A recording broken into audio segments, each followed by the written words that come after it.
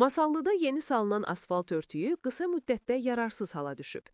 Cənublu.az xəbər verir ki, Masallı rayonunun Boradigah qəsəbəsində yol örtüyü üzərində təxminən ay yarım əvvəl başlanan asfaltlama işləri yarımçıq saxlanılıb. Nəticədə qısa müddət ərzində asfalt örtüyü deformasiyaya uğrayaraq yararsız vəziyyətə düşüb. Qəsəbə sakinlərinin sözlərinə görə, asfaltlama işlərindən əvvəl yolun vəziyyəti indiki ilə müqayisədə daha qənaətbəxş olub.